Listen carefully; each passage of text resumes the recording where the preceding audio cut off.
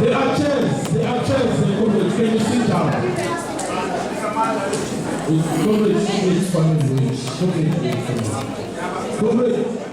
Comrades, can you be disciplined? Comrades, can you be? Thank you very much. Comrades, we are about to start in terms of proceedings. I honestly believe that we are disciplined comrades, and that discipline will show throughout in terms of the engagements that we are going to have. So I plead comrades that as much as we are enthusiastic and we are energetic and we appreciate that, and we are in the province of the rising sun, so we got the spirit and the energy and we are revolutionary. But for purposes of what we want to engage with, can we then at least be able to have some kind of resemblance of, in terms of order that we can have? Comrades, let me welcome everybody that is here. And it's a national high command meeting. That's why I'm presiding in terms of order, because we requested for this meeting, and thank you very much that you have honored it. Amanta! Amanta! Viva Comrade Jacob Zuma! Viva! Viva Comrade Jacob Zuma! Viva! Jigitela mkoto jigitela! Basa mkoto basa! Viva Comrade Floyd! Viva! Viva Comrade Titi! Viva! Viva Comrade DSG! Viva! Viva Comrade Manda City! Viva! Viva Comrade Spear! Viva! Viva Comrade Preamble Manana! Viva!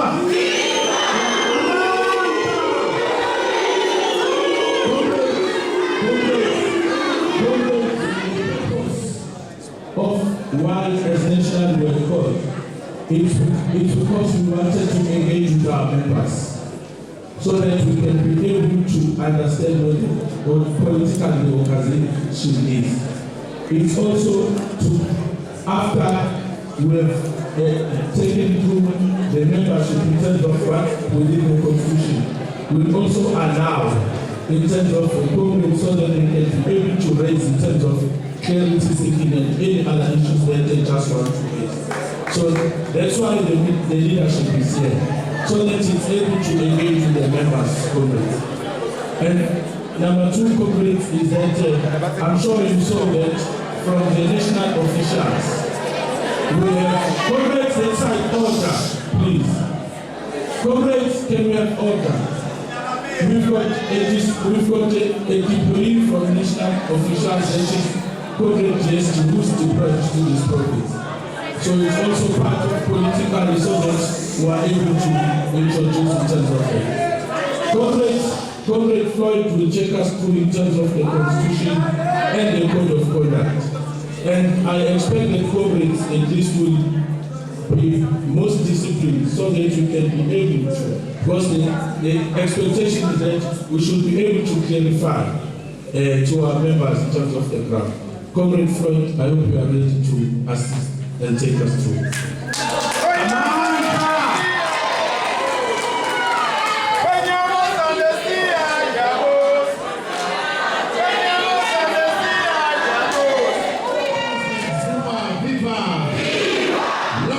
President Zuma, long live!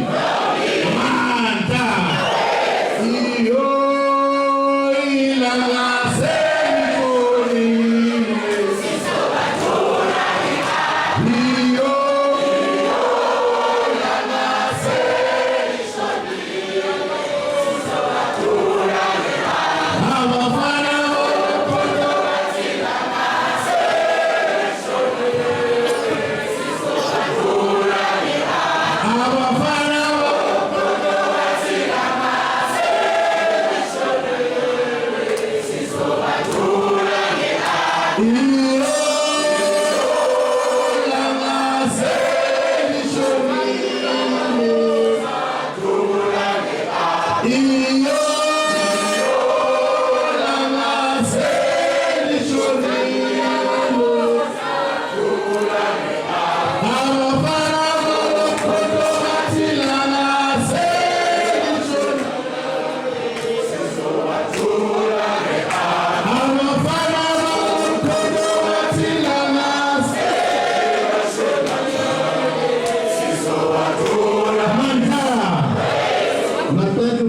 much, Secretary General.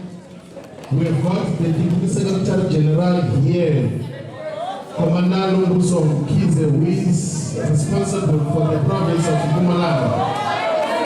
We are now also having the Treasurer General.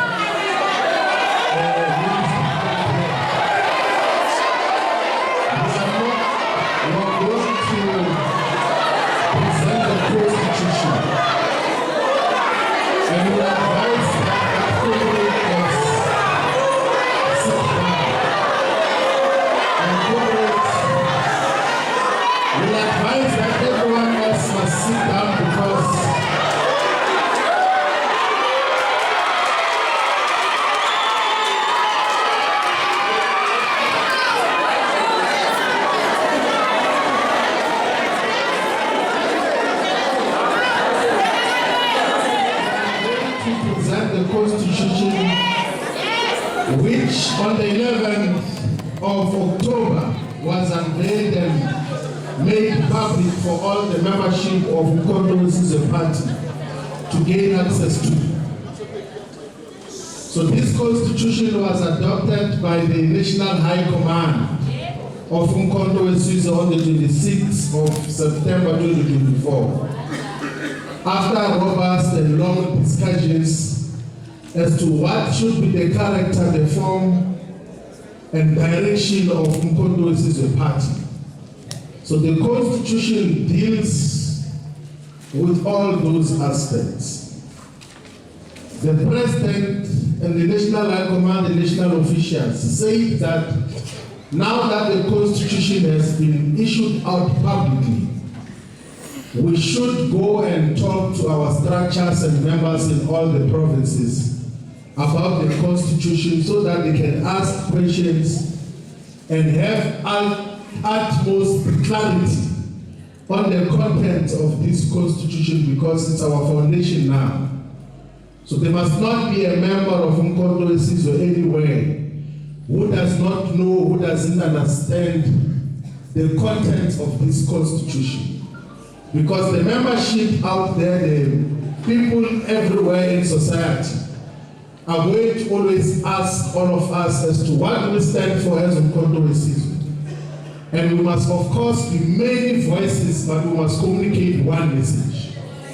And that one message is going to come out of the Constitution which we are going to present now. Can we be assured that all of us have got the physical copies? So those who do not have, let's will silently distribute to all of you. We're going to bring additional copies so that all of us live here with the physical copy, but also with the electronic version. Those of you who are on WhatsApp must be able to gain access to the Constitution of Mkonto.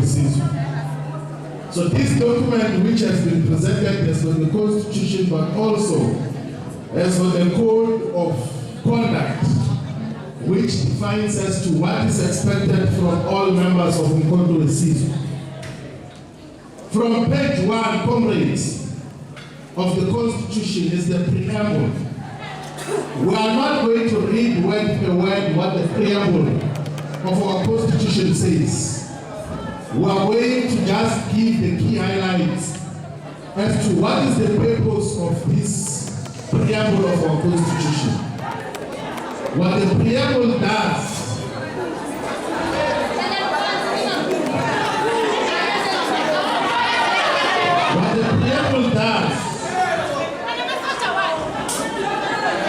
let's not be distracted, comrades. All of us, let's focus on unity.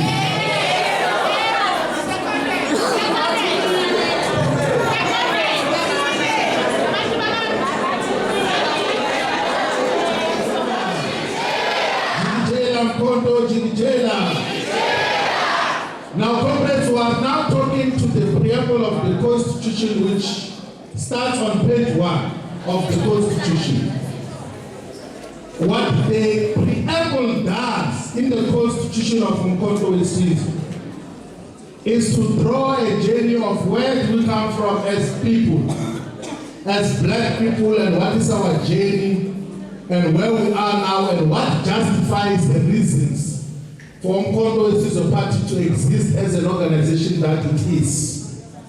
And a simple recognition that the Constitution makes is that all of us as black people, everyone else who looks like me and you, we have been under colonialism and slavery and oppression for centuries. That since the advent of slavery and colonialism, where the white minority took over our land, took over our identity, took over our economic resources, we have not yet recovered. That black people, not only in South Africa, but in the entire African continent and in the African diaspora, we are still a lesser race. We share a common history and heritage of dispossession, of not having control of our economic resources and our cultural identity, our social identity. And it also says in the preamble that here in South Africa, colonialism was easy for very few white people who were less than 1% of the population when they arrived to defeat all of us. Millions of people, even now they constitute less than 10% of the population, but they defeated all of us. They ruled over us. For centuries they had political power over us. They had economic power over us. They had social power over us. That everything else that we do, including the languages that we're speaking through, is their languages. They had cultural, religious power over us. They had control over our resources for many years. And the reason why they got to control all our resources is because when they came to defeat and conquer over all of us, they fought us through small groups. We never fought back against colonial settlers as a unified whole. They fought against us in small clans and groups. So you must check on page 5 of that preamble on the 3rd paragraph there. It says that the white colonial settlers defeated and subjugated the black majority and Africans in South Africa because the resistance and struggle against colonialism was fought by small groups of indigenous leaders and clans. So if you go and check the wars of resistance, the wars that came to resist colonial settlements, we fought as small groups and they were able to defeat all of us as small groups. We were never united in the struggle against colonialism. It was only in 1912 when the South African Natives National Congress was founded, where there was an attempt to unite all black people across tribal lines to say, let's fight now as united force against colonialism. But that also was encountered by a lot of challenges along the lines. In the beginning, when the South African Natives National Congress, which later on became the ANC, started, their methods of fighting against colonialism was to beg for inclusion. They were requesting that the colonial and apartheid government must include some part of black people as part of the colonial settlement. Are we still together, comrades?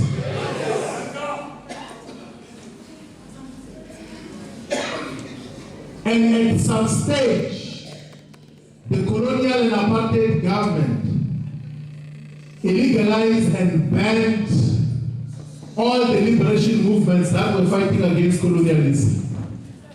And when such happened, in 1961, Umkhonto Wesizwe, the Liberation Army, was then we're going to talk about the difference, the slight difference between Umkhonto Wesizwe, the Liberation Army, and Umkhonto Wesizwe Party. It's not the same thing. There's Umkhonto Wesizwe, the Liberation Army. We share a lot of common heritage. We've got the same slogans. We were launched on the same date. the 16th of December, on the 16th of December, 1961, Umkhonto weSizwe, the Liberation Army, then issued a clarion call to say, there comes a time in a nation where you decide whether you want to submit or fight. And the decision now is to fight. And what did the 1961 leaflet of Umkhonto weSizwe represent? It was a refusal, it was a statement of refusal to say you cannot suppress the struggle against colonialism and apartheid.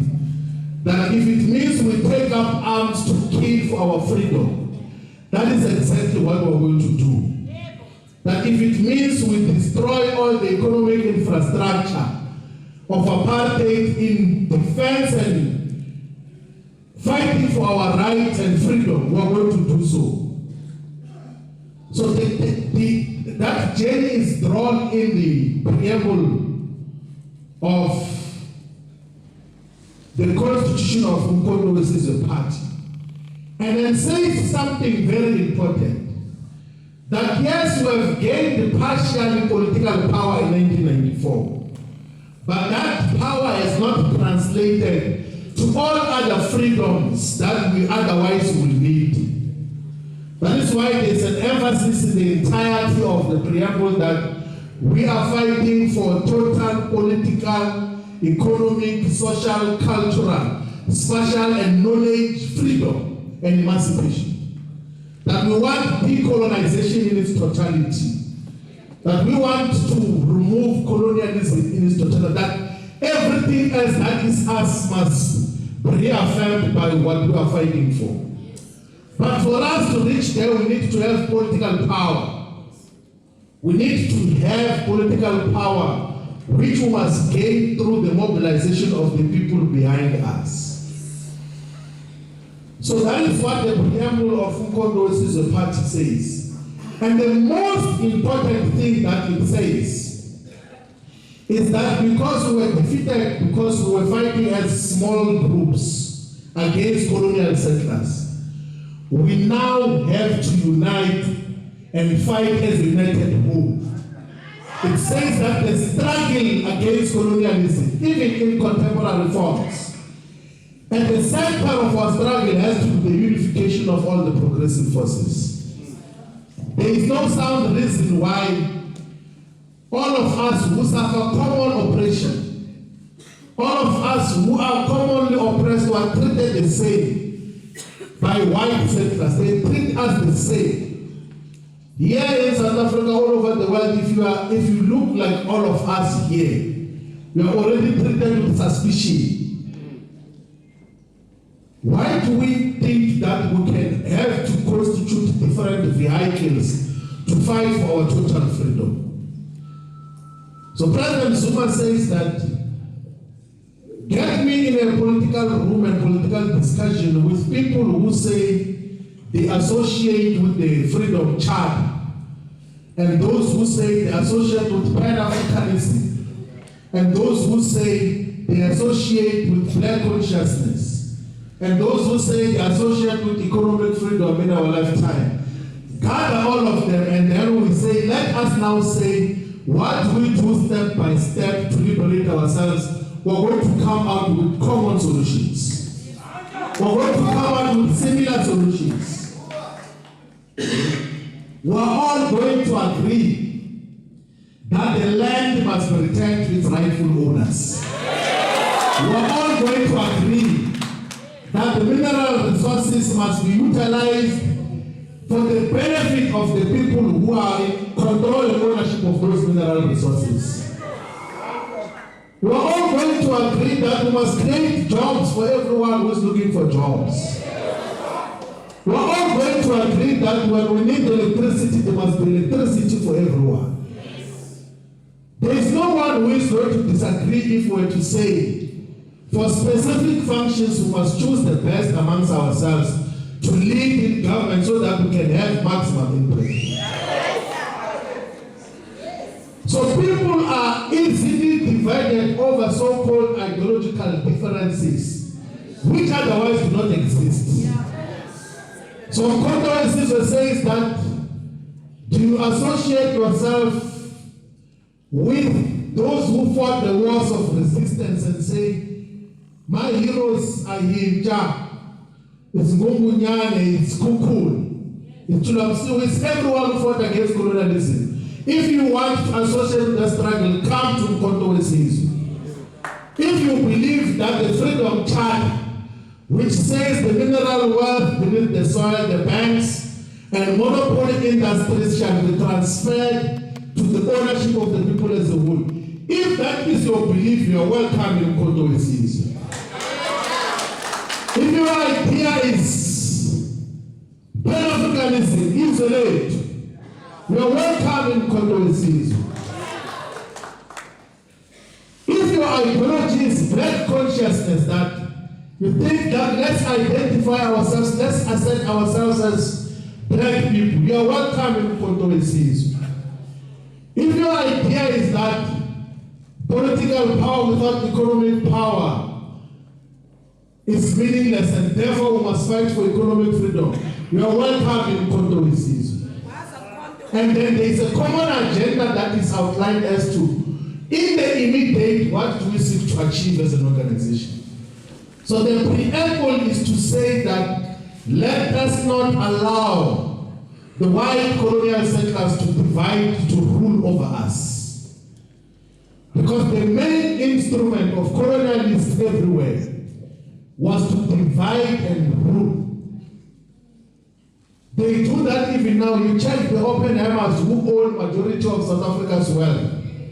When a black political party that accounts to them is formed, they give them money so that they can control that, with the intention of defeating all the liberation forces. And ourselves, every time, even for a small difference, even for a defeat in a conference, we want to form another political party. And when we are disunited, we will never win the struggle to emancipate our people.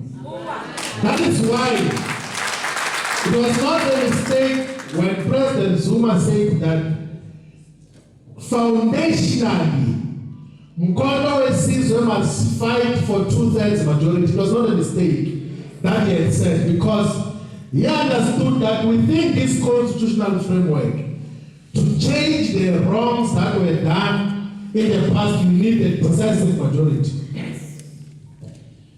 So that is the current call of Mkonto Wesizwe, that let's unite all the progressive forces to fight for our liberation, to fight for true freedom. And that is what the preamble of Mkonto Wesizwe Constitution does.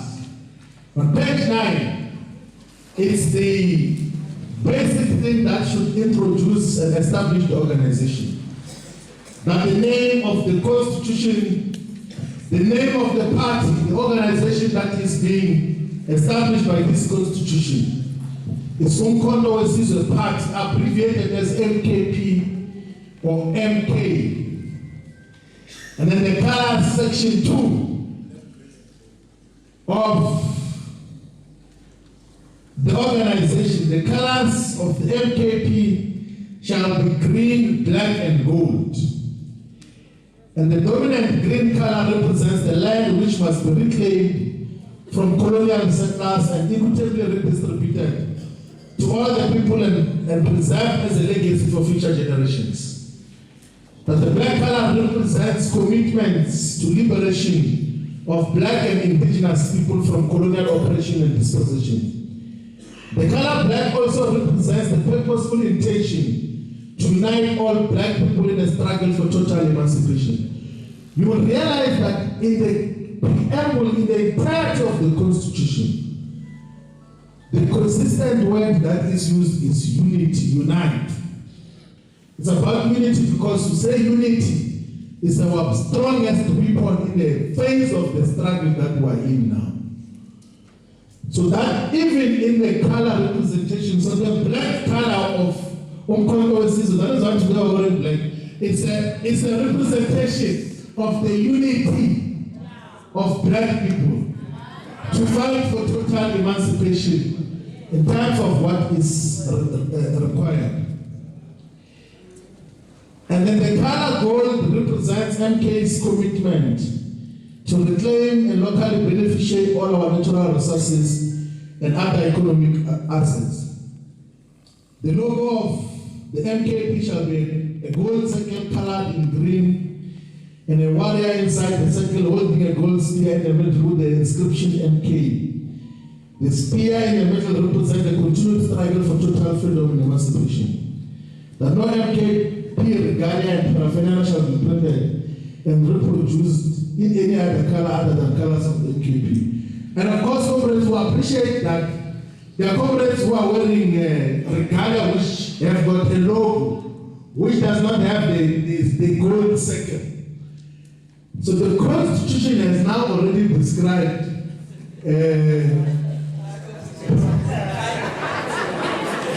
I don't want to give an example of who is wearing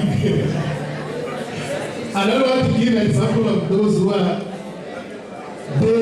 the logo of Umkhonto Wesizwe Party must necessarily have the gold circle around it. And then of course some mistakes like could have been made. But now we know that all of us should it looks like so that is the description of the organization. What that means is that even if purple is your favorite color, you can't print a purple t-shirt and put the logo of the organization. Even if red is your favorite color, you say, no, I think let me just put some bit of red. It's not in line with the identity of the organization. We have to protect and value the essence of our organization at all times. And then on page 10, section 3 of the Constitution is the aims and objectives of the organization Umkhonto Wesizwe Party. Objective number 1 is to unite all the we did say earlier that everything is the unification of the liberation forces. To unite all the anti-colonial, anti-imperialist and anti-racist progressive forces in South Africa to fight for total political, economic, social, spatial, cultural and knowledge or ideological freedom and emancipation. And comrades, you must not be intimidated by when it says anti-imperialist. It's not a very difficult thing to explain. So when you are under imperialist control, it's when you think as a country you have got total political power. But every time you want to take decisions, another country tells you that you can't take such decisions. Or another country or another institution, like the World Bank or the International Monetary Fund says, you can't take such a decision because we're going to punish you. So what Umkhonto Wesizwe Party is against is the invasion of our sovereignty by the West, by America, by Britain, by Europe, by all these institutions that they have created, which undermine the sovereignty of our country. President Zuma will give you countless examples that when he was head of state and president of South Africa, there were so many intimidations coming from the West that don't do this, don't do that, don't do this, don't do that. They even go to the extent of wanting to dictate who you must appoint into cabinet, which policies you must pass. So this is what Umkhonto Wesizwe is against. When we say we're anti-imperialist, it means we are anti-colonialism of a special type. And one of the things, comrades, which must all of us appreciate is that in a political environment, you must not be intimidated by words that you are hearing for the first time and all of those things there. With time, you realize that actually this is not a big deal. You can be able to explain each and everything. So the primary objective of Umkhonto Wesizwe Party is to unite all the anti-colonial, anti-imperialist, anti-racist progressive forces in South Africa to fight for total political, economic, social, spatial, cultural, and knowledge or ideological freedom and emancipation. Number 2 is to tirelessly fight for the return of all South African natural and economic resources to the ownership, control, and benefit for all the people as a whole. And how do you then get to achieve that? It then becomes the third objective, that you then have to mobilize, to educate, to agitate, to conscientize the people of South Africa behind the vision and mission, is to win people over and to persuade people. You can persuade them through talking, but you have to persuade them sometimes through your conduct. So there are so many instruments of persuasion that you can employ. But the aim is to mobilize, to educate, to agitate, to conscientize our people, to understand that, by the way, we are not totally free, we are fighting for total freedom in the manner that is expected. Objective number 4 is to reclaim all the land and natural resources. To reclaim all the land and natural resources that were forcefully and violently taken from indigenous people and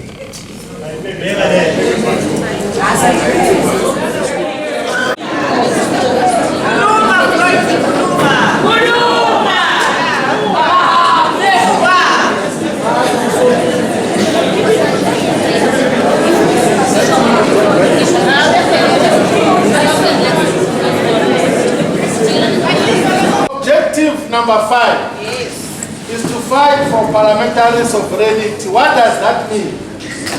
It means that when a leadership is elected and voted into parliament, they must have the final say on the laws and the legislations that they pass.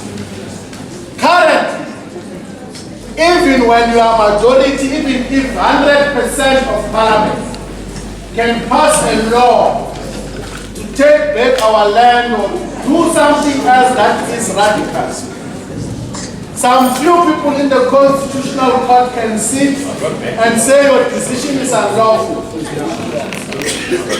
We are saying that we must move towards parliamentary sovereignty so that majority must truly rule. Because under this constitutional superiority, the majority does not have the absolute right to rule. So as part of the objectives of OCTO is to fight for parliamentary sovereignty, which in simple terms is that the majority must rule. Yes. That once we take decisions that this is how we are going to handle certain questions, we must do it exactly like that. We will face the consequences of such. Objective number 6 is to democratically and decisively take over political power in South Africa, which will be used as an instrument for total freedom and emancipation. So now this begins to distinguish UMkhonto of the Liberation Army and UMkhonto is a party. The Liberation Army's objectives was to overthrow the apartheid government through violence as well, through revolutionary violence. But UMkhonto as a party says we're going to democratically take over political power. Meaning that we're going to do that through elections. That is how it is captured in the... Number 7 is to take over economic power and pursue economic expansion through purposeful state-led industrialization.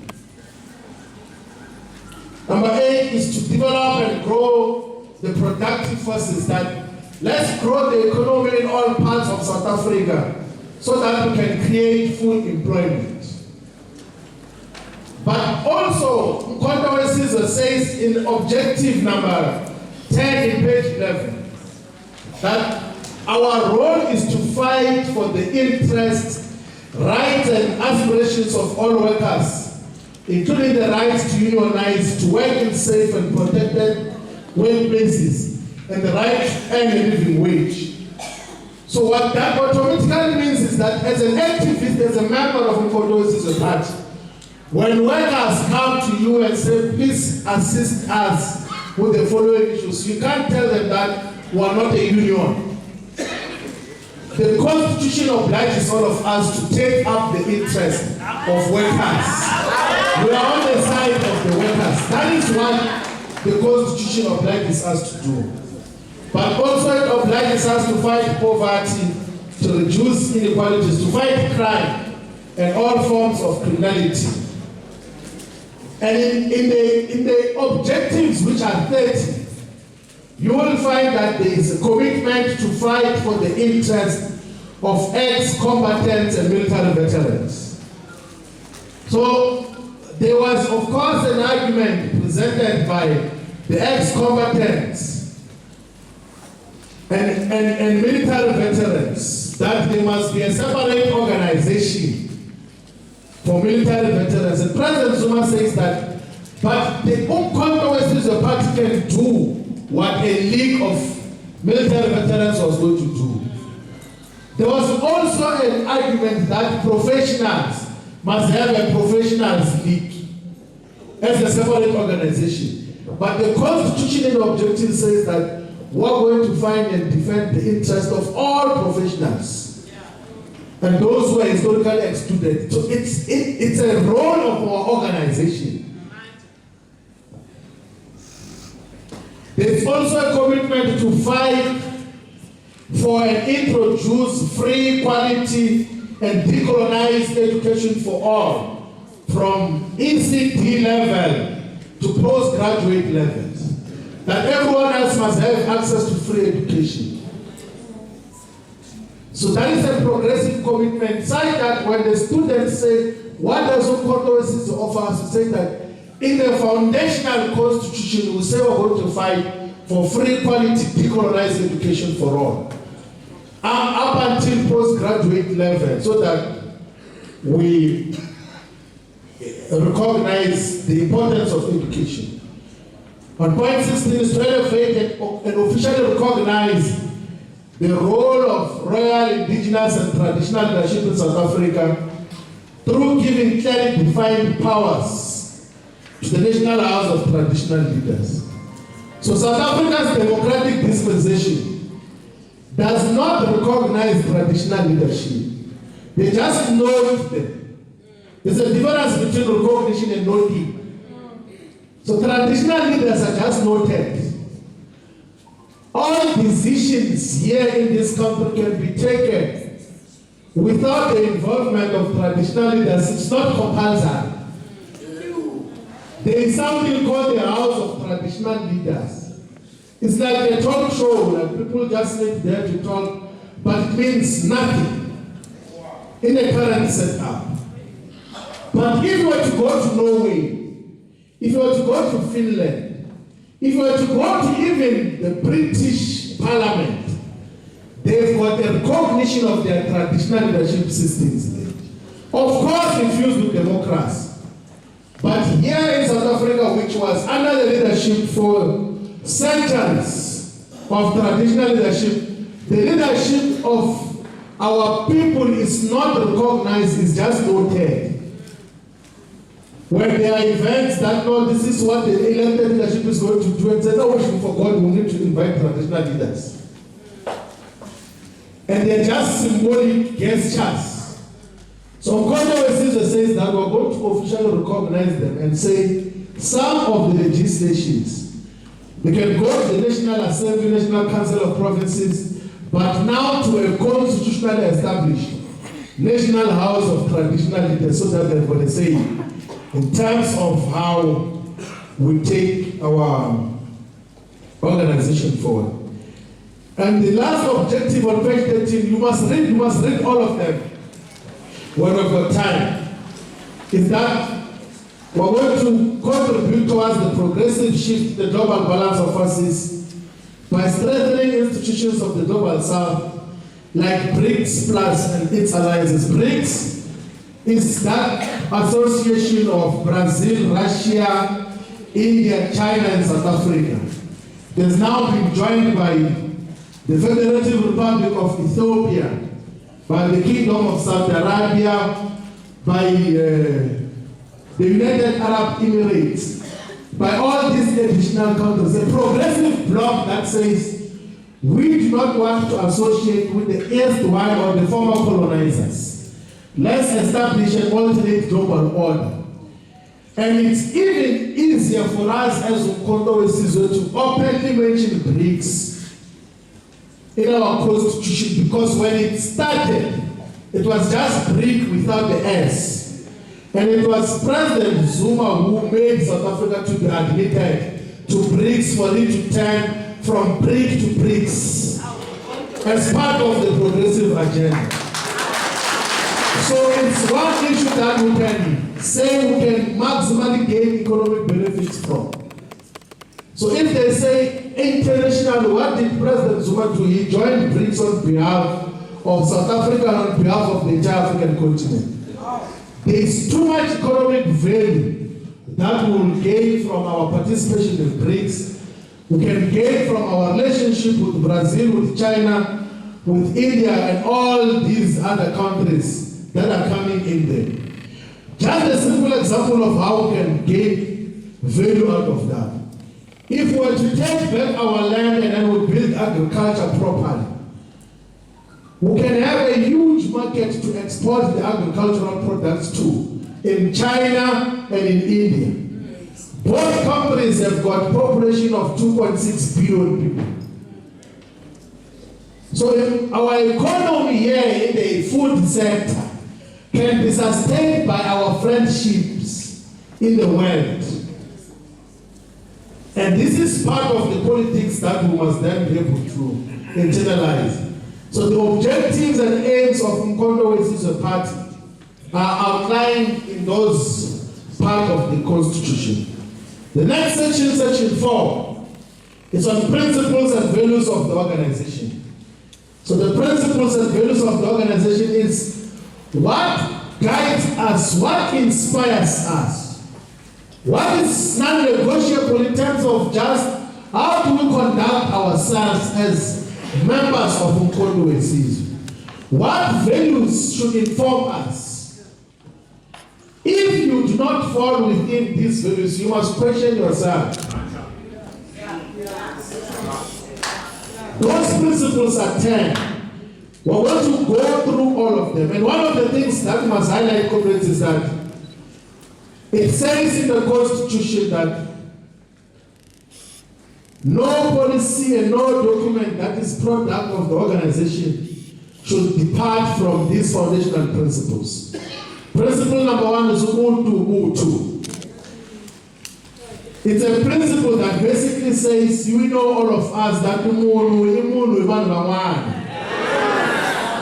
that is what it basically says, that you are a person due to other people. That it also upholds selflessness. It also upholds respect and love for one another. It encourages humility and humanism. So humility means you must be truly humble. Like, even when people they jack you up, you must be firm in humility and be able to interact with everyone in terms of what is expected. Principle value number 2 is unity in action. That Umkhonto weSizwe Party does not preach unity for the sake of unity. Nor does it believe in paper unity only to be captured in formal agreements or declarations. Unity must first and foremost be aimed at concerted, concrete actions aimed at changing the status quo for the benefit of all the people by any means necessary.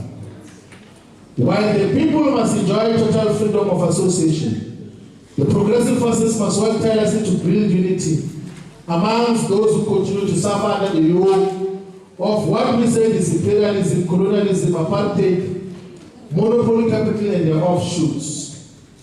That Umkhonto weSizwe Party must never ever engage in any activity that undermines the unity of progressive forces, even against the most extreme forms of provocation. Even if people can call the organization names and insult the leadership, don't engage in activities that is going to threaten the unity of the progressive forces. And that starts within the organization. That starts within the organization. I'm sure by the time we finish reading the Constitution, despite we are going to listen to all of you, and when we listen to everyone, you will speak freely and openly. The cameras will be off. The cameras, when we start speaking, the cameras will be off. We are going to speak about any issue that we are going to speak about. But we must, all of us, be guided by the principle of unity and unifying the organization internally. The other principle is Pan-Africanism, patriotism, and equality. That we are fighting for equality. There is a saying that the majority of white minorities and settlers, they think that us fighting for equality is to call for their oppression. And that is not the case. We're fighting for total equality, equality before the law, equality in terms of access to economic resources. The other principle is honesty and respect. What does that mean? It's simple, that if you are a leader, a member, an activist of Mkondo Wesizwe, you can't say you're going to do something and not make that thing that you say you're going to do. You must fulfill all your commitments. And don't make commitments on things that you are not going to achieve. When you're doing door to door, and then they say there's a granny here who has been staying in this house, it is collapsing. And then you say, no, SMKP tomorrow are coming to bring the new one. Knowing very well that you don't have the capacity to do so. Because if you go around making empty promises, they will say this Mkondo Wesizwe is the same as the rest. They will say it's the same organization. They've been promising us houses since 1994. They've joined them. That is why their colors even look the same.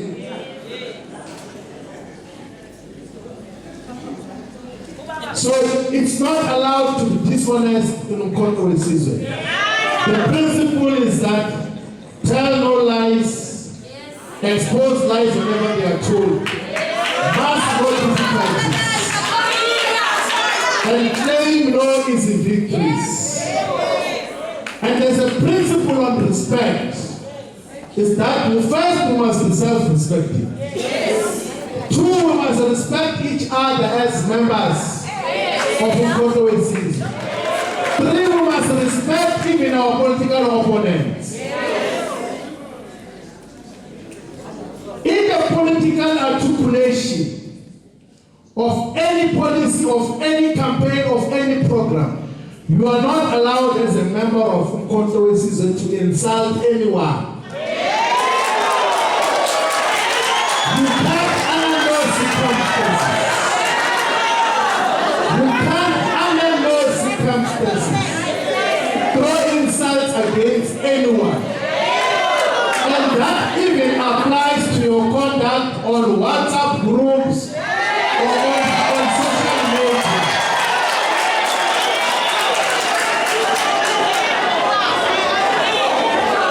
Even political opponents, even when you are provoked. And why do we say that such must not happen? It's because we know it has got a potential to undermine the unity that we are fighting for.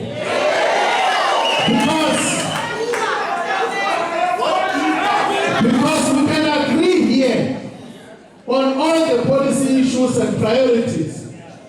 That here in Mpumalanga we must make sure that the economy continues to grow and we give houses to our people, we fight poverty. We can agree, all of us here. But if in one of the meetings you say I'm stupid, it becomes very difficult to listen to you. If in one of the meetings you referred to any of my body parts in a derogatory way, it will be very difficult to respect you and listen to you. And this applies to even members of other political parties. I can tell you now, comrades, that part of the reasons why we are under partial white government now in South Africa is because of the pettiness of the leadership, which easily degenerate into insult over each other. And then they say, no, yeah, the principal will agree, but you called us this the other day, you called us this the other day. That can't be OCTO season. That can't be the role of OCTO season, of further dividing our forces on the ground. We must interact in a respectful way. We must, in a respectful way, in principle. Robust, we must expose when lies are told, but we must do it in a respectful way. The principle at very number 5 is democratic centralism. Democratic centralism is a principle that says decisions of upper structures are binding on lower structures. And that once decisions are taken, even if you had a difference, you are no longer allowed to differ.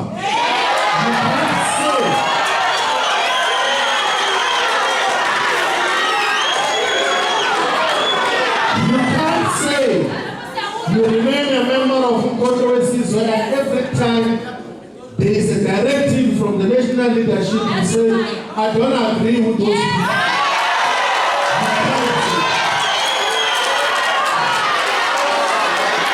And that does not deprive you.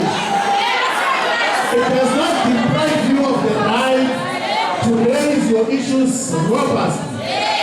But once decisions are taken, your right to differ doesn't matter anymore. You must go defend the position of government. What that means, what democratic centralism means, is that now we're going to explain the structures of the organization. That when we have now established the provincial detachment and regional detachment, if we come to a conclusion one day that the regional detachment of Mhlanzeni, of Kangala, of Gertrude is not doing its work, and we take a decision as a province, and it's communicated, even if as a member of the provincial detachment you did not agree to that perspective, when you are sent to go and communicate the decision, you must communicate it with conviction. You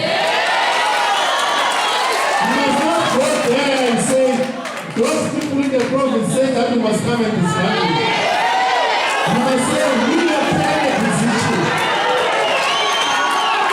We have taken a decision as a province that you never fulfill the following responsibilities, and we therefore are dissolving you. That is how democratic centralism exists. And what is the purpose of democratic centralism? Is the glue that holds the organization together.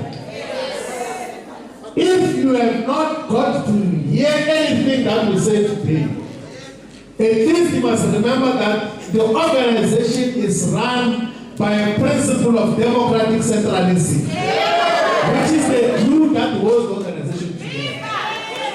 If we do not have democratic centralism, we are not going to have an organization. Because we will take decisions and structures are going to do as they wish against the decisions of the other principles on mandates, accountability, and reporting. That from time to time, when you go to a meeting of OCTO, you must know that there must be a clear mandate out of that meeting. And that you must be accountable for it and you must be reporting. If you come to a meeting of OCTO and you do not, and you go home without knowing what is expected of you, you are not in a meeting of OCTO. You are just gathering to somewhere. You can't go to a meeting of a revolutionary organization and you leave without knowledge of what you are expected to do in the intervening period. The other principle is organic forms of public representation. That those who represent the organization in councils, in the legislature, in parliament, must organically do so. So those who are in the legislature can't go to the legislature and say, according to the Daily Sun, they say there is no water in Lukwati, in Chief Albert Lutulo municipality in Hertzbad, that there is no water in Sukali.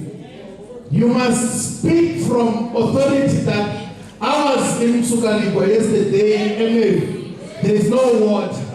In Kondo, I know that there is potholes the whole town. And we need to fix during the period of the budget, and this is what we're going to do. Kondo is a party representative must speak with authority about the conditions of our people. Not through something you saw on social media. Not through something you read in the newspaper. It must be through an organic form. That is what defines Kondo. The other principle is discipline and hard work. That at all times you must be disciplined. But also, the other principle is knowledgeability and meritocracy. You can't be leadership of Kondo as a party and they say, please explain this thing that is being talked about in the media, about Kondo as a party that it is not democratic. People are saying the constitution of Kondo is not democratic, and that time you are the leader of Kondo as a party and you can't say anything about that. You must be knowledgeable at all times about the organizational documents and process, about everything else that is happening, and develop a clear perspective. That is also linked to meritocracy, which is easy to explain, that only the best and the best amongst us will be chosen for leadership responsibilities. And we are not going to use favoritism. There is no class says that we are not going to use nepotism. That we are going to employ people because they are your relatives. You can't employ people because you share the same roof. I almost said the same bed, but the roof is there. The other principle is the principle of class consciousness. Now, this is what class consciousness means. You know, when you go into government, you will find people who are bureaucrats of government, they come and present policies and laws. The question which you must ask as Mkondo is a party member is whose interest does this law represent? How do our people benefit out of this? Because, by the way, you have got organizations which, out of every crisis, the question they ask is not how are the people going to benefit. The question they ask is how do the business people benefit out of this? When there's a crisis of electricity, they say there's a crisis of electricity, but how do we get business to benefit out of this? And then they introduce independent power producers. They say out of a crisis, let us get rich. When there's a crisis of potholes, they're in Pedritive. They say they don't look at the solution. They say, how do we make money out of this? But in Kondo, the question that we ask is, how do our people benefit out of every decision that we take? That is what this principle makes. What are the principles and values? On page 19 is the section on membership. This is information that is worth sharing, that the membership of Kondo as a party is open to all South Africans above the age of 16 years old who are registered to vote. Voting in South Africa starts at the age of 18, but registering to vote starts at the age of 16. And membership of Kondo is obtained individually through filling a membership form or through an online application. You join one by one. So you can't say that me and my family are now joining Kondo, I will sign for them. You can't say, no, I've joined and I've got 4 children there. When I sign here, all of them are in. It doesn't work like that. everyone must join individually. Even when you have got a small organization which exists at the local level, even when you announce that this organization is no longer existing, it's going to associate with the Umkhonto Party, the members of that organization must join one by one, so that they are held accountable one by one. There is no group joining.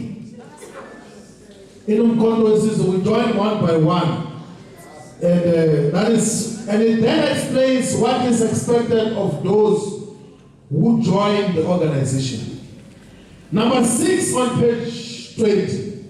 It says all members who join Umkhonto Party will be placed on a probation period of 24 months after joining, meaning that the membership may be summarily cancelled collectively by the national officials at any point during the probation period.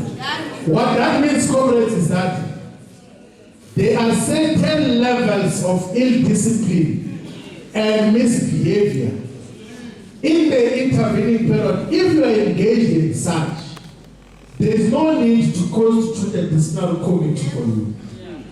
The national officials, and exclusively the national officials, can sit and say you are no longer a member of Umkhonto. You have failed the probation.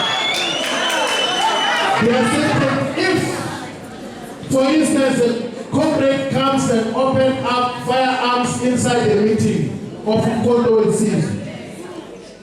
disrupt meetings of the organization.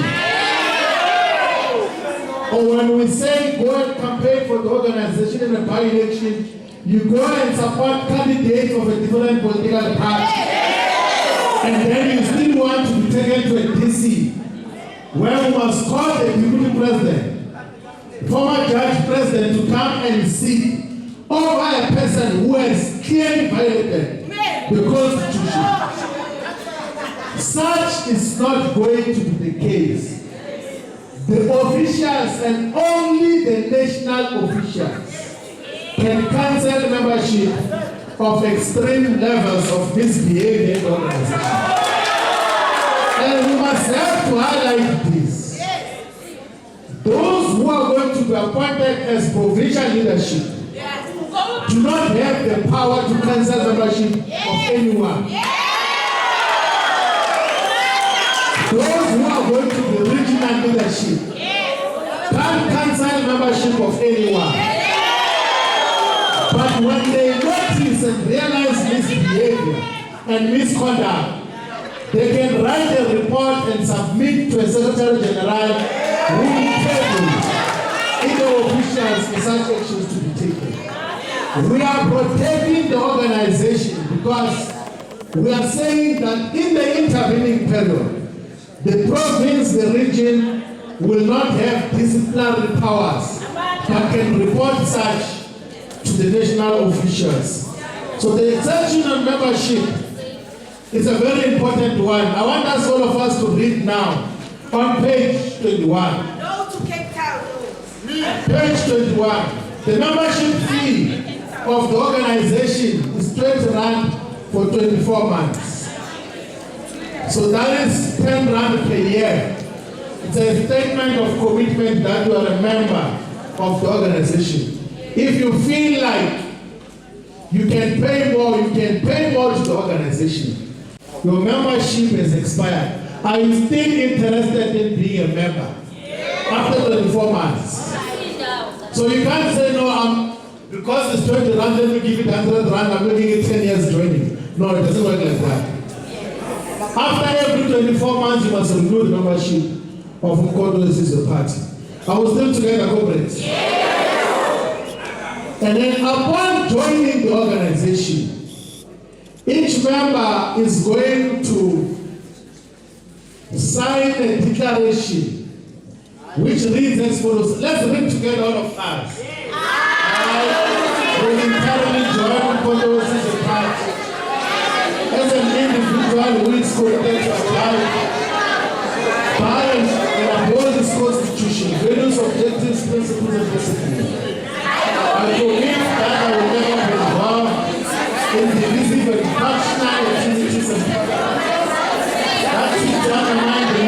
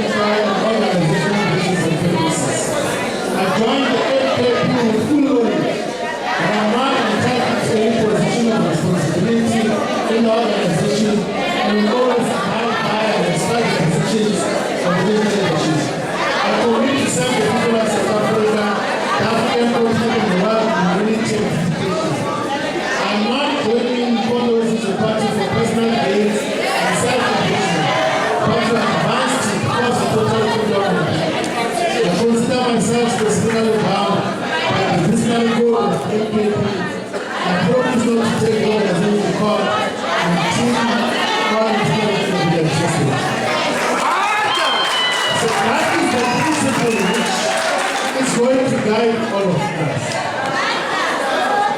And then we must also make you aware of the last section on the membership section that says the national officials of Mkondo West Party will be allowed within applicable legislation to utilize part of all of the data provided by members for responsible and sound programs aimed at building their capacity and building the organization.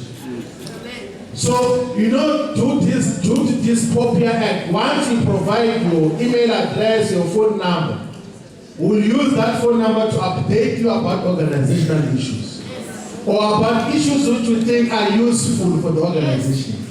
So that clause had to be mentioned here so that when you receive messages, you must say, no, but I did not sign for this. So this is to cover that aspect.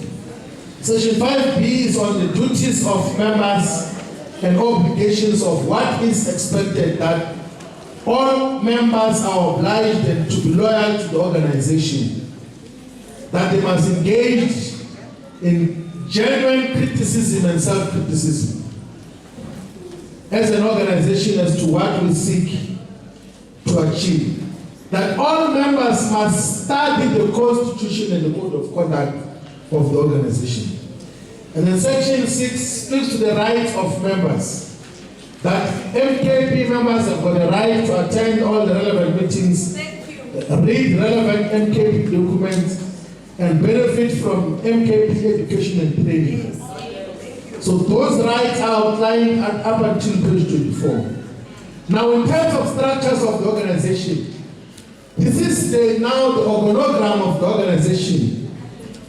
The president is the commander general and president of the organization who leads this organization. And he's going to have an advisory council called the Royal House, which is comprised of the recognized kings and queens who will give constant guidance and counsel to the organization to say that we believe that these are areas that there must be responsibility and articulation on.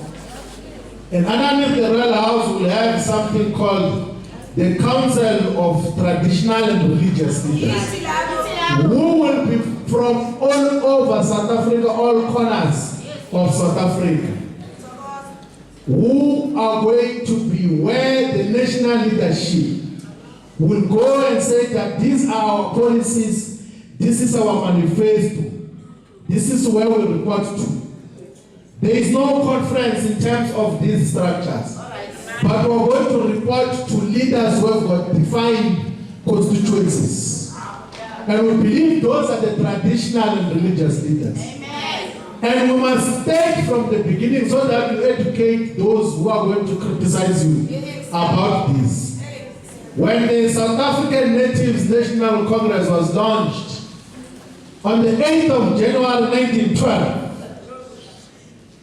in its founding constitution, there was a structure above the National Executive Committee called the Council of Elders, which was comprised of religious and traditional leaders. So no one is going to criticize you that where do you get this from? We know it has happened in the past. That we must always seek guidance from people who have got defined constituencies and are leaders of society in their own right. So we're going to have that council which will sit from time to time. And then we've got national officials. National officials are a structure. So you can have national officials meeting as a structure which is comprised of the president, deputy president, secretary general, deputy secretary general, national organizer, national chairperson, deputy national chairperson, and treasurer general. They take decisions and get to report to a higher structure called the National High Command, The National High Command is the highest decision-making body in Umkhonto weSizwe. It is comprised of the officials and the members who are not going to exceed 45. We do not have the full complement now, but the National High Command is the highest decision-making body. It's the body that adopted this constitution, which is law in the organization now. I was giving an example yesterday in Polokwane that the president, before the National High Command meeting said, had gone through the draft constitution 4 or 5 times and approved of each and every sentence. But when we got the National High Command, and the National High Command says, we want to have a view, and we want to give perspective on each and every page, we want to recommend that certain phrases must be written differently. He said, of course we will allow that because we are saying that this is the highest decision-making body. So the National High Command already has demonstrated its capacity to take rational decisions on behalf of the organization. You know what, the meeting was supposed to take 2 days, but a third day had to be extended, spending time each and every sentence as to what should be the nature and character of the organization. And those structures are outlined there. And then there's a structure called the Secretariat. The Secretariat is a National Working Committee of Umkhonto weSizwe Party. It doesn't take decisions, it implements decisions. Once decisions have been taken that we're going to have activities in the whole of South Africa to mark the 16th of December, the Secretariat must sit and say, what exactly do we do? What do we do in Mpumalanga on the 16th of December? What do we do in KwaZulu-Natal? What are the activities and who is going to secure the venue? And the Secretariat must also be replicated at provincial level. Now the next structure is the provincial detachment. Each and every province is going to be led by a provincial detachment, which is a highest decision-making body in the province, but under the political, organizational, and ideological guidance of the National High Command. Are we together, comrades? So the simple advice to those who are going to be elected or to be appointed into the provincial detachment on page 34, number 8, is that the provincial detachment is the highest decision-making body in the province and will perform its functions and tasks under the ideological, organizational and political guidance of the National High Command. So the simple advice to those who are going to be appointed is that don't put a full stop after province there. So don't put a full stop after province. You must not say the provincial detachment is the highest decision-making body in the province and then you stop. It will be unlawful if you put a full stop there.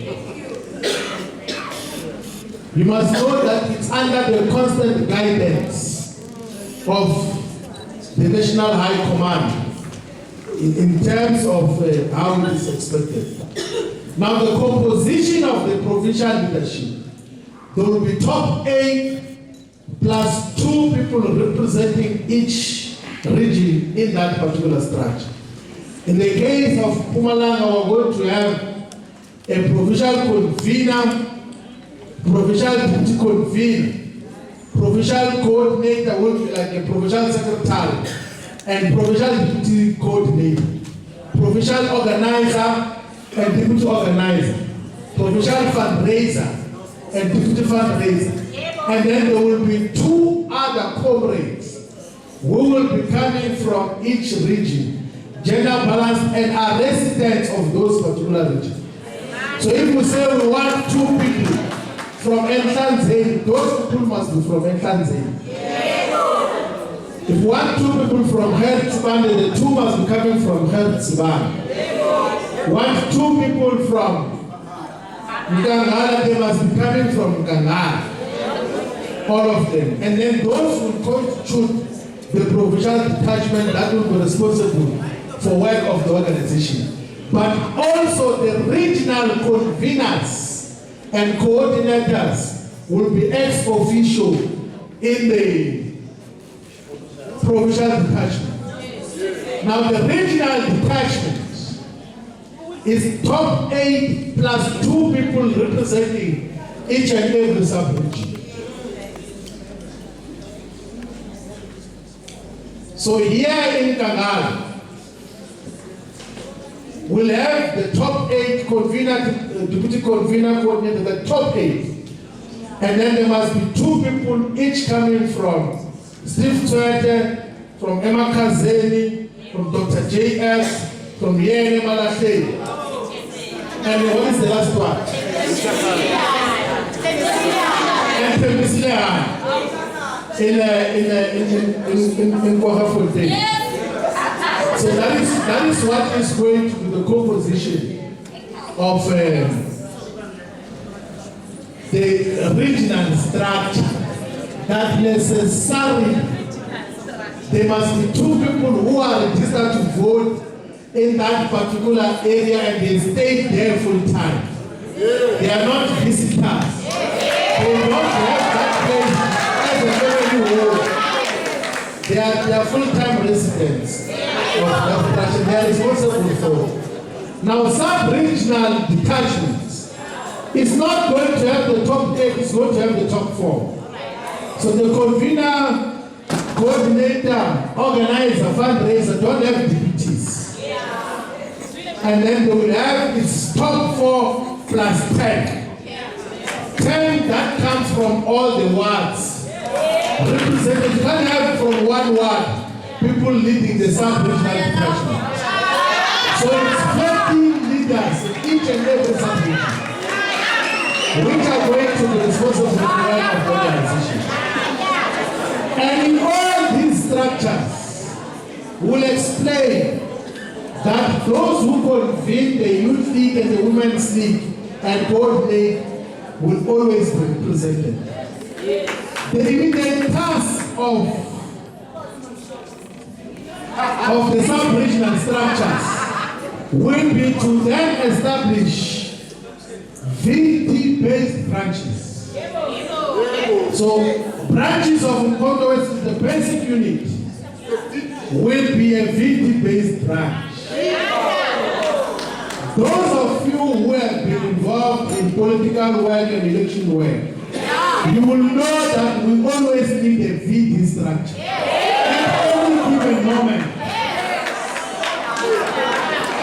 At any given moment, we need a VT-based structure that is going to do the work of the organization. So we might as well constitute it as a branch. It's like that in the rural areas when you want to call a branch meeting, you do not need to organize transport. We just call people around and the comrades, let's meet all of us. Even if you send someone, let's meet all of us, the 50 of us, to then decide what is our next program. We are going to issue guidelines on the composition of the ward detachment. But the ward detachment, the leadership of the ward, will only be appointed once all VTs have been established. And then we are going to give a guideline on ward congresses or ward consultative conferences, which are not going to elect, which are going to deliberate and give guidance on elections, local government elections, and the work that is done. The functions of the VT-based branches are outlined in the Constitution. And all of them are very clear as to what is expected from them. And then Section 8 establishes Mkondo is the Women's League. As far as we're concerned, we do not have a structure of the Women's League.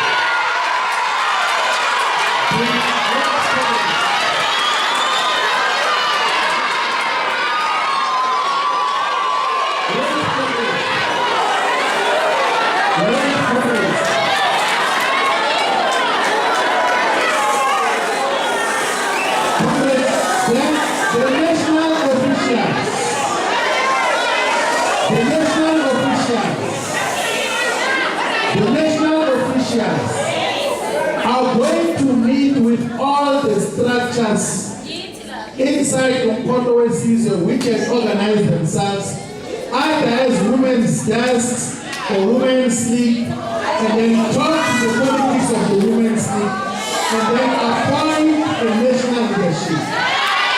Which will then appoint the provincial authority.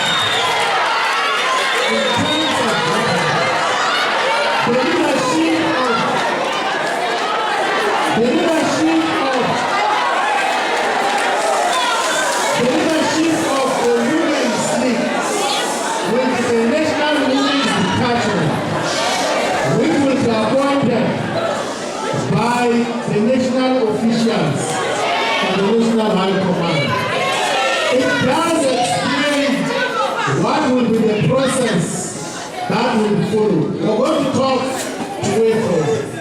We also have Umkhonto weSizwe Youth League, established by Section 9. And Umkhonto weSizwe Youth League is led and membership is only open to young people between the ages of 13 and 30 years. That those who think you are not going to be members of the youth.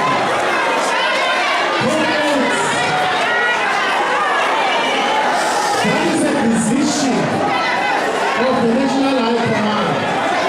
There are programs who have come to complain about the age 80. And then we met with them and we explained that majority of people above the age of 30 are already adults with children. So we are looking for young people. We are looking for a 2000 people. We are going to also have the progress is the students' movement. Students' movement. The student movement is going to be existing in institutions of higher learning. And then the disciplinary code of conduct. And then the last section of Web 45 is what the provincial amendment. Manda! Viva Umkhonto weSizwe, viva! Viva Umkhonto weSizwe Women's League, viva!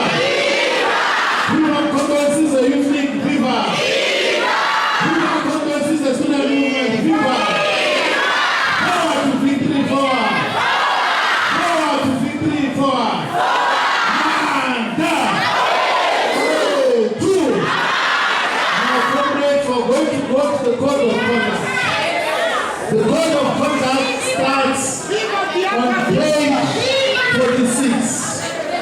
It then quotes all the sections that are relevant in the Constitution, including the membership declaration, including the principles and values of the organization.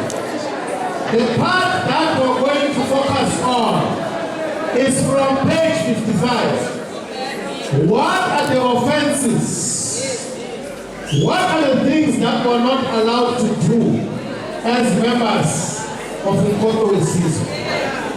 We are not allowed to oppose and disregard the official decisions, policies, and directions agreed upon by the organization's leadership, thereby undermining organizational unity, cohesion, and effectiveness. We are not allowed to participate in corrupt practices such as accepting bribes, using capital resources for personal gain, and granting and giving favors to personalities and personal communities. We are not allowed in Umkhonto weSizwe Party to establish and promote and authorize and clandestine groups or assemblies within the organization that operate parallel to the official and recognized structures, thereby fracturing organizational cohesion. We are not allowed to use insulting language towards any member of Umkhonto weSizwe Party, political opponents and members of the party. We are not allowed to participate in functional activities or to promote functions. We are not allowed as members of Umkhonto weSizwe to tell lies.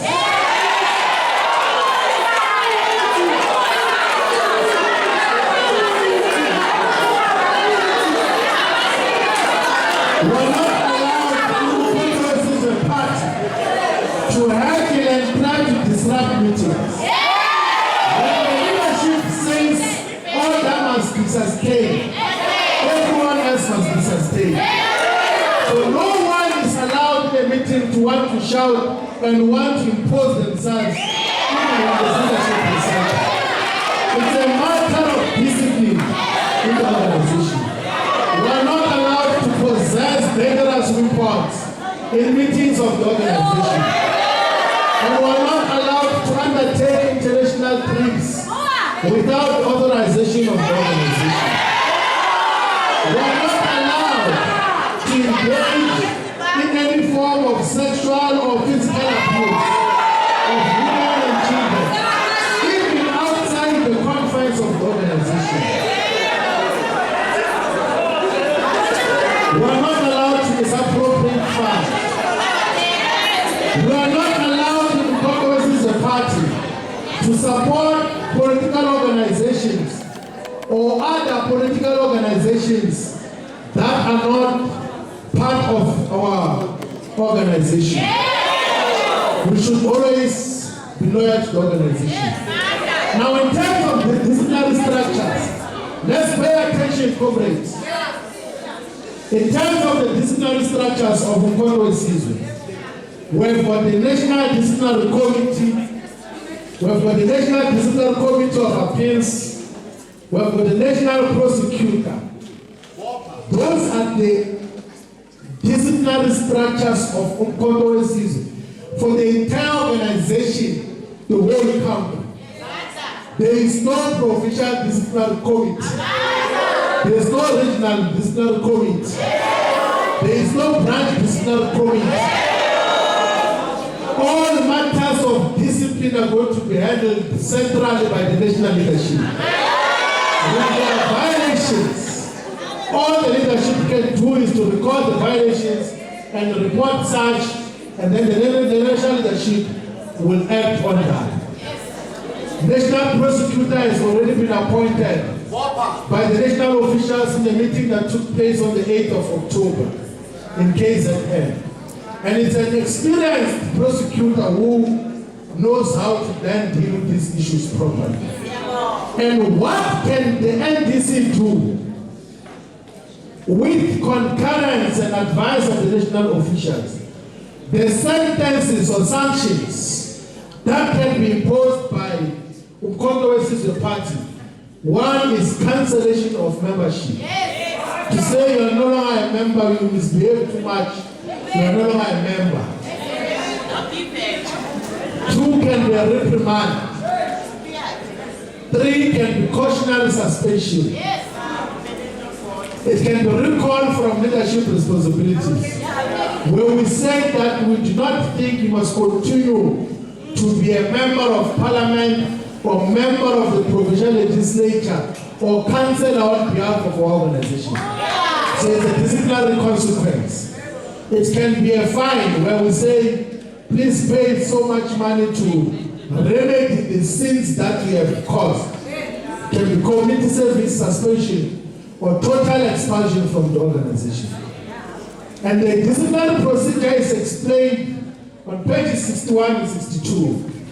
Which is to say that when members of the MKP commit any of the offences that are outlined and cited in the sections above, any member of the MKP or any detachment established by the Constitution must lodge an official complaint against the member within 15 days of becoming aware of alleged offence.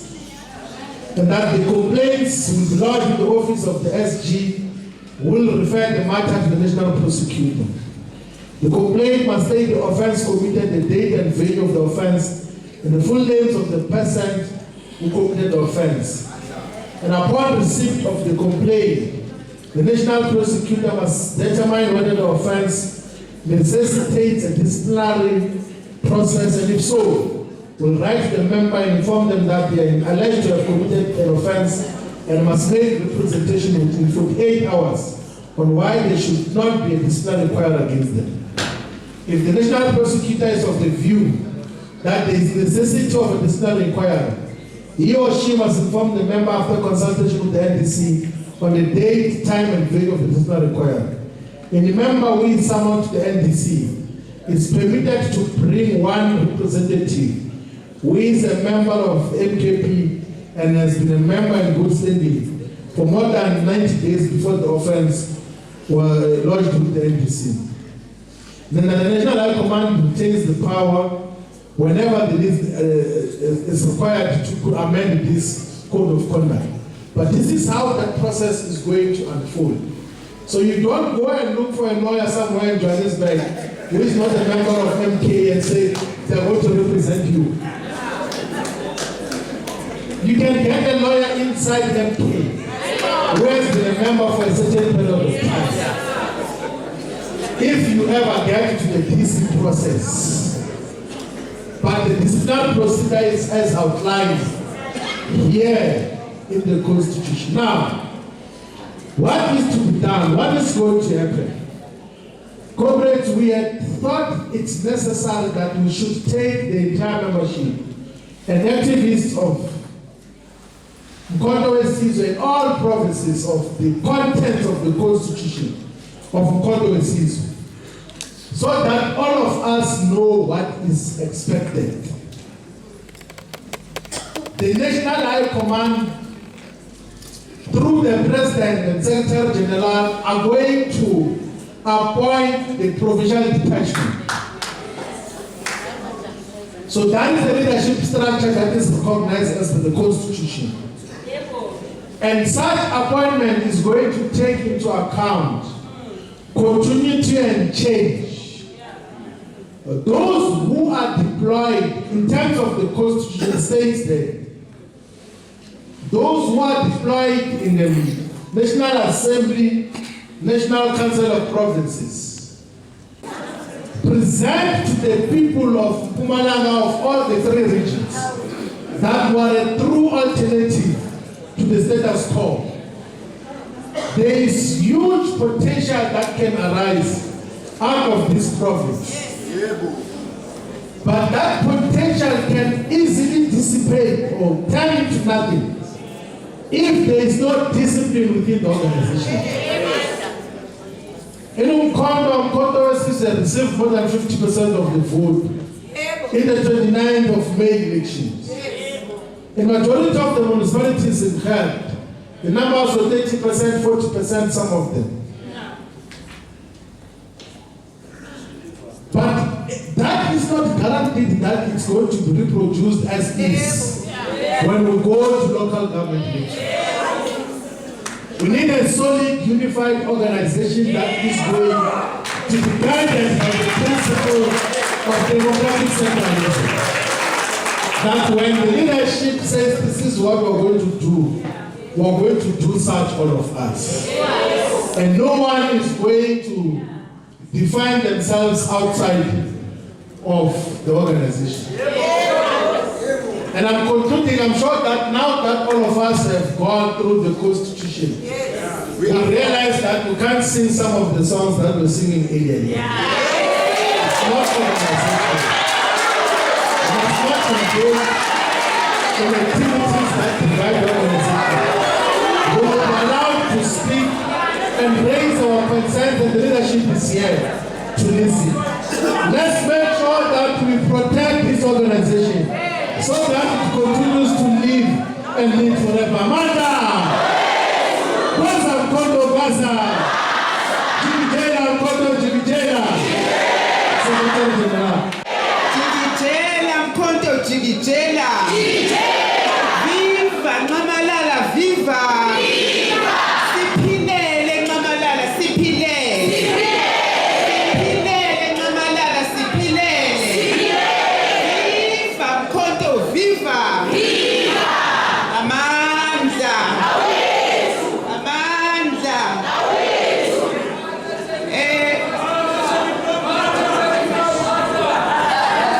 Comrades,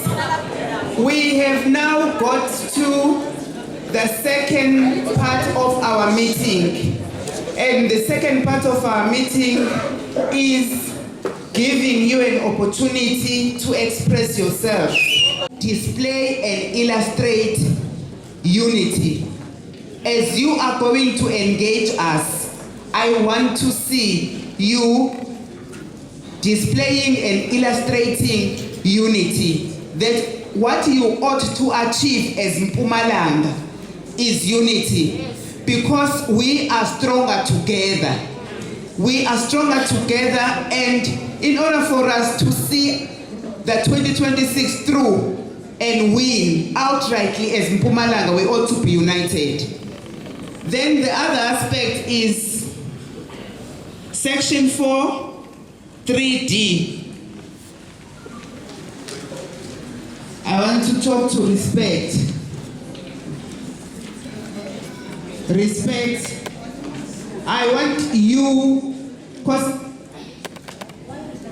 I'm expecting each and every one of you that is going to have his or her hand up to articulate your point with respect. Express yourself with respect. As we go through this session, I expect each and every one of us to display humility and love for one another. I am then going to take hands